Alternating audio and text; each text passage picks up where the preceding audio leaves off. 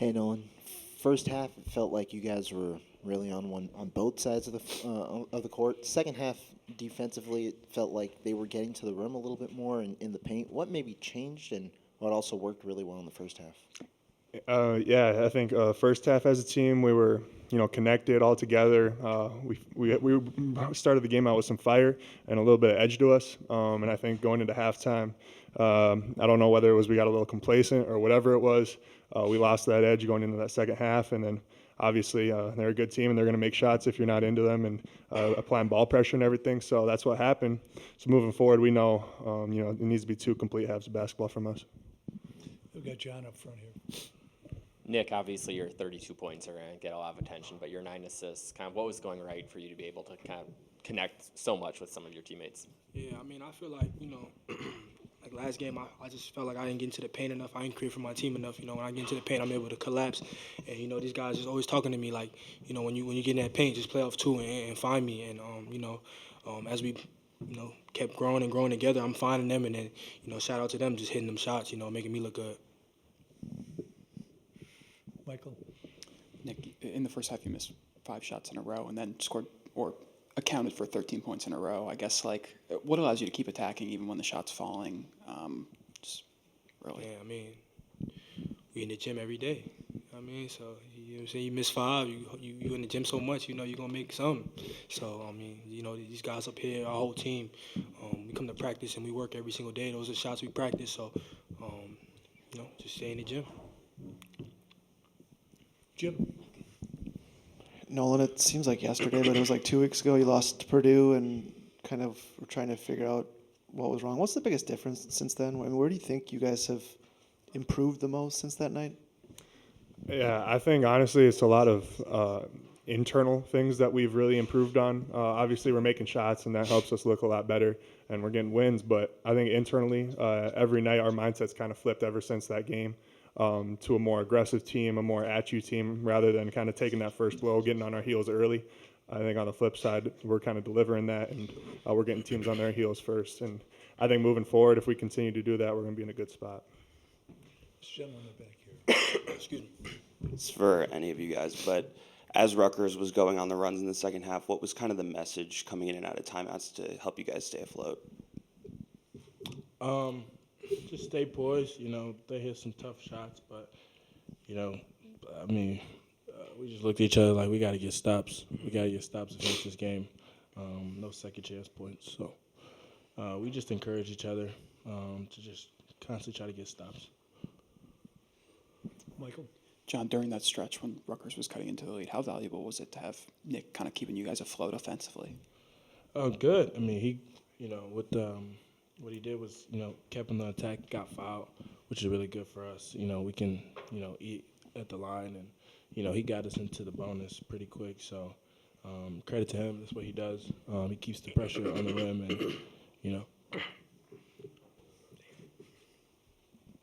John, a couple of games ago against UCLA, you had the tough shooting night from 3. Now the last 3, you've really started to, get back to your regular groove. When you go through, maybe a little bit of a shooting slump, what's kind of your mindset or to snap out of it, and how have you maybe been able to stack together some really good games the last 3?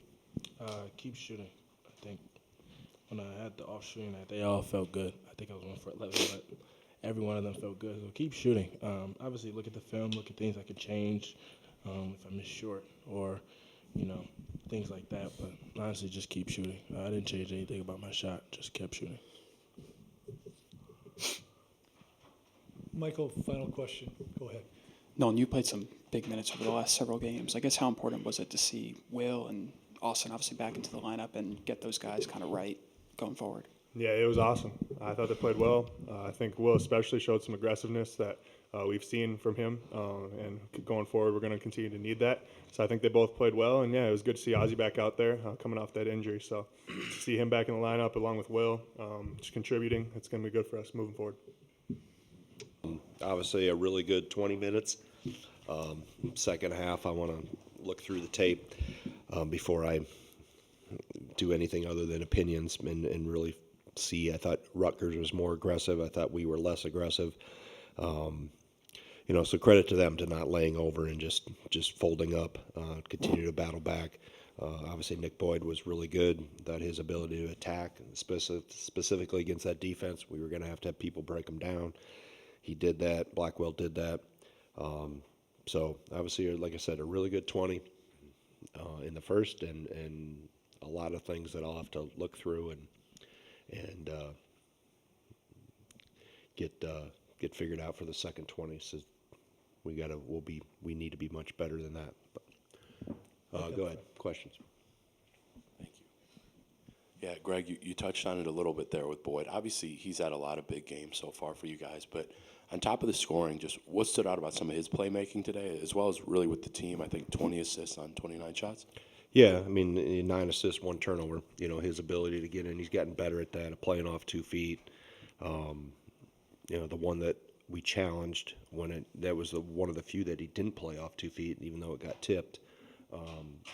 I think he's just getting a better understanding, of how important that is and how effective that is, and knowing when it's he's got to crack a daylight at the rim himself, or if you're drawing people and then find your teammates. So he's definitely made very noticeable improvement in those decisions when he does attack. Cam.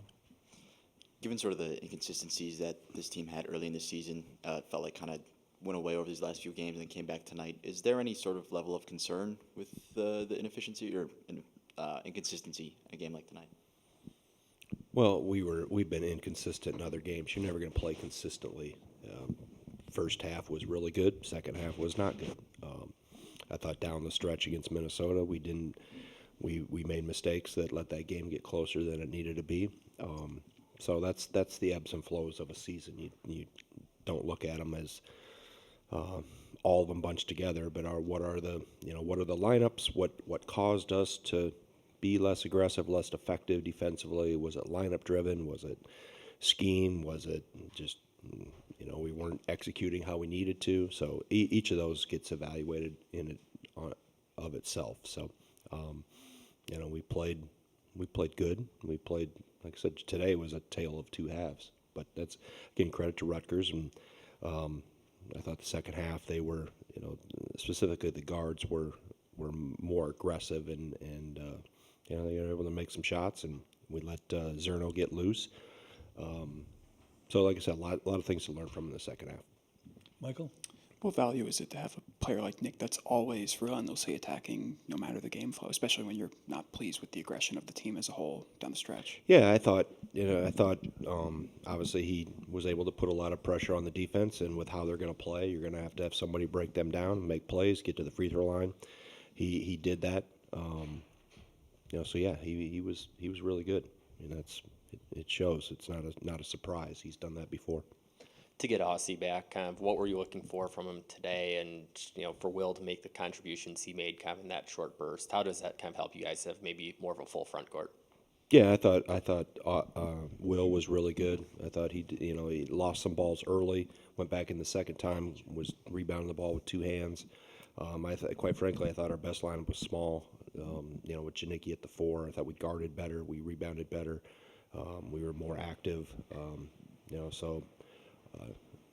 That lineup. I think we even had Carrington a little bit at the 4. We have a little more bite to us in that small ball lineup, but I thought Will did some good things, and he just needs experience and needs some success and good things to happen, and he'll continue to grow. Jim and Greg, you've been through enough of these long seasons to know that things can change in a hurry, and a team that's not playing as well something can start to click. Is that a pretty good lesson with this team, that maybe 2 weeks ago they weren't where you want them to be, and I know they're still not where you want them to be, but certainly much better shape than they were 2 weeks ago? Yeah, I think everybody talks about transfer portal and who wins the transfer portal national championship and NIL and all that stuff. Nobody talks about anymore, Jim, a team improving during the season. Getting better as time goes on. I think individual player development and team improvement, is still important, and it's vital. I mean, and that's what we've always strived towards, is can we get better as the season goes on? So that's where the credit goes to the players. I think we've gotten, our continuity is more consistent it's all C words. It's continuity, it's consistency, it's connectiveness, it's communication. We're calloused. We got some toughness to us now that maybe we didn't have 30 days ago. So all those things, are part of developing and improving as a season unfolds, and just take and learn your lessons and get better, and learn your lessons and get better. Don't get affected by success or failure. Just continue to get better. And this group has done that, in a lot of intangible ways too, that you maybe don't notice on a stat sheet. Just their collective bite to them is better. They're just schematically, they understand our defense better. They understand our offense a little better. And hopefully individually they continue to get better. And as that happens, it'll raise the bar of our team holistically. Right in front here, Coach. Yeah. Nolan was very efficient last year in his volume. It feels like he's really kept that pace with a higher volume this year. Have you seen maybe his IQ grow where he's taking and making a lot of those high percentage shots? Well, he's bigger and stronger. I mean, he's got more weight to him. He's got more muscle mass. He can move more weight in the weight room. With that always comes confidence, and he's got 2.5 years of experience under his belt now. So you would expect that he would take those jumps. But physically, the improvement that Schneid's has done with him, and how he's bought into that and really worked at it. He's not where he needs to be yet, but he's not a human windsock like he was, when he was a freshman flopping around everywhere. You guys have all seen those, right? They flying in the wind. Those young, bigger, skinny guys kind of flop in the wind. So he doesn't do that, and he plays off 2 feet. He's getting to his extra pivots, finishes 3-point plays, got good feet. He got out of that ball screen really quick in the end of the last possession of the first half to bang a three. So yeah, everything. It really starts with his commitment to his strength and conditioning has improved, and he just grown. He's older now. There should be improvement in those areas, which help his game improve. Ben? Greg, you've had a lot of guards over the years that when they see a weakness, they're not afraid to exploit it repeatedly, with Nick being able to draw 10 fouls tonight, especially in the second half when things weren't falling offensively. What do you like about that trait that he's able to kind of harness, and how is that able to just kind of help propel your offense forward when you have someone that can have that skill set? Yeah, he's ferocious. He's a bulldog. He keeps coming. And, you live with all the good ones, and then the last one, he drives in, and I'm like, what are you doing? But that's his ferociousness. That's his competitive edge. Obviously, he's probably got a little more. He's wired a little more today with playing against New Jersey kids. So he's got people back home that he knows and connected to that area. So I think he was a little juiced more than normal, but that's the edge he plays with.